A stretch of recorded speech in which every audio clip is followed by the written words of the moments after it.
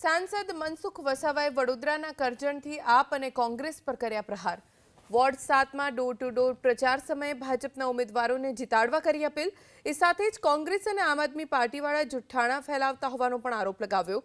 લઘુમતી મુસ્લિમ સમાજે પણ પ્રત્યક્ષ અને પરોક્ષ રીતે દિલ્હીમાં અમને મદદ કર્યાની વાત કરી, જ્યારે કોંગ્રેસ આજે ઝીરો થઈ ગઈ હોવાના પ્રહાર કર્યા। અનેક કલ્યાણકારી યોજના લઈને ચાલી છે। બાકી આમ આદમી પાર્ટી વાળા કે કોંગ્રેસ વાળા જે પોતપોતાની રીતના જૂઠાણું ફેલાવે છે, એવી રીતના જૂઠાણું ક્યારે અમે ફેલાવતા નથી। ચૂંટણી ઢંઢેરાની અંદર જે વાતો કરી હોય એ સાચા અર્થમાં અમલ કરીએ છીએ।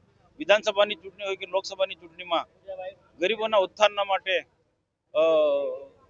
પ્રધાનમંત્રી આવાસ યોજના, પ્રધાનમંત્રી કુસુમ યોજના, આયુષ્યમાન કાર્ડ, પ્રધાનમંત્રી જનધન યોજના થી માંડીની જે પણ પ્રકારની પ્રધાનમંત્રી ગરીબો માટેની આવાસ યોજના, પીવાના પાણીને લગતા પ્રશ્નો, વિધવા પેન્શન, વૃદ્ધા પેન્શન, આ બધી જ ગરીબોને સાથે જોડાયેલી કલ્યાણકારી યોજનાઓ જે સાચા અર્થમાં રાજ્ય સરકારનો ભારત સરકાર તરફથી અમલીકરણ થાય છે એ લોકોને સમજાવીએ છીએ। અને આવનારા દિવસોમાં પણ ગુજરાતમાં અને દેશમાં ભારતીય જનતા પાર્ટીનું શાસન જ રહેવાનું છે।